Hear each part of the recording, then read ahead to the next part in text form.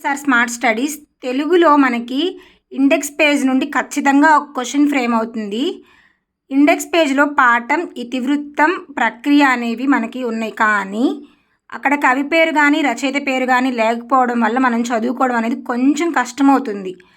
అంతేకాకుండా ఈ మాసపు పాట, ఈ మాసపు కథ కూడా మనం ఎక్కడి నుండి గ్రహించారు లేదా దాన్ని ఎవరు రచించారు అనేది చదువుకోవాలి అంటే ఖచ్చితంగా పేజ్ టర్న్ చేసుకుంటూ చదువుకోవాలి. సో అది మనకి రివిజన్ చేసుకోవడానికి కొంచెం టైం టేకెన్ ప్రాసెస్ లాగా ఉంటుంది.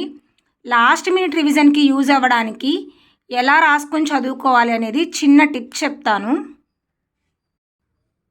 ఇలా ఒకే చోట పాఠం పేరు, ప్రక్రియ, ఇతివృత్తం, కవి లేదా రచయిత అని ఒక బాక్స్ కొట్టేసుకొని ఒక నోట్స్లో పెట్టుకొని రాసుకోండి. ఇంకా మీరు ఫైనల్ డిఎస్సి ఎగ్జామ్ వెళ్ళే వరకు అదే మీకు యూజ్ అవుతుంది. నెంబర్ ఆఫ్ టైమ్స్ అదే బుక్లో చదువుకోవడానికి ఇప్పుడే రాసుకుంటే మీకు చాలా యూజ్ అవుతుంది.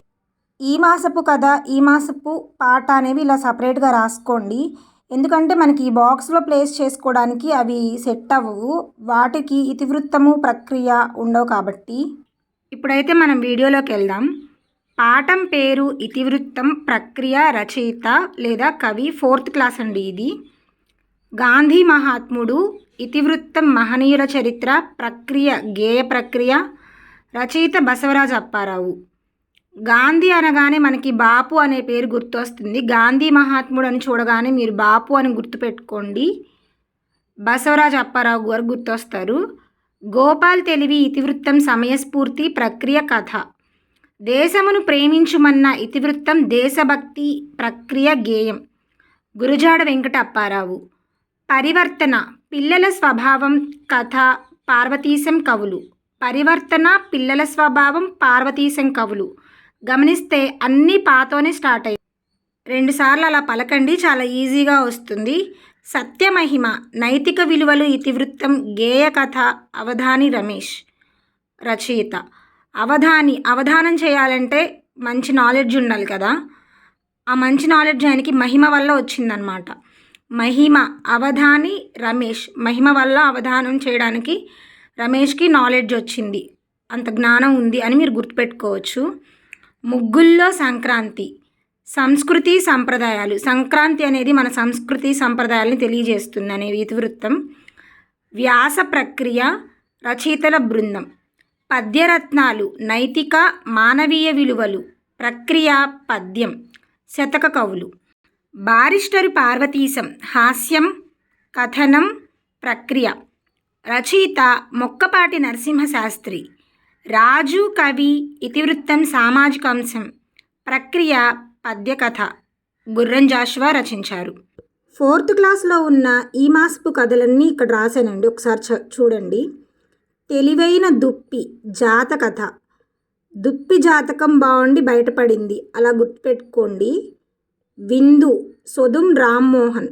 విందు సొదుం అలా 2-3 టైమ్స్ ప్రొనౌన్స్ చేయండి, ఈజీగా గుర్తుంటుంది. కందిరీగ కిటుకు రావూరి భరద్వాజ. కందిరీగ కిటుకు రావూరి భరద్వాజ. రావూరి భరద్వాజకి జ్ఞాన్పీఠ్ పురస్కారం వస్తుంది కదండి. ఆయనకి ఆ కిటుకు తెలియబట్టే పురస్కారం వచ్చింది అని గుర్తుపెట్టుకోండి.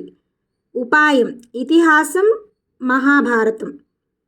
ఏకాలుది నేరం మర్యాద రామన్న కథలు.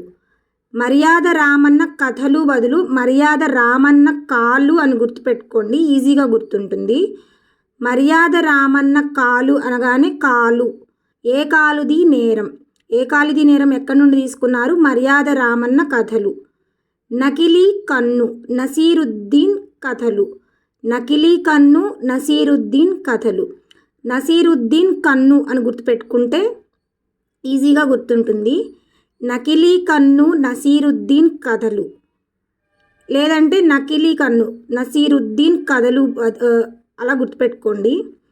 పేను నల్లి నీతి చంద్రిక. పేను నల్లి నీతి చంద్రిక. ఇక్కడ మీరు దెబ్బకు దెబ్బ నీతి కథలు, పేను నల్లి నీతి చంద్రిక. కన్ఫ్యూజ్ అవ్వకుండా చంద్రిక తల్లో పేను అని గుర్తుపెట్టుకోండి. చంద్రిక తల్లో పేను. పేను నల్లి నీతి చంద్రిక. అత్యాస పంచతంత్ర కథ. అత్యాస అనేది పంచతంత్ర కథ అని మనకి ఎలా గుర్తుండాలంటే, జనరల్గా ఇంతకుముందు సండే టైంలో పంచతంత్ర కథలు అనేవి ఈటీవీలో వచ్చాయి కదా, కానీ పిల్లలు దాన్ని రోజు వస్తే చూడడానికి ఇష్టపడతారు.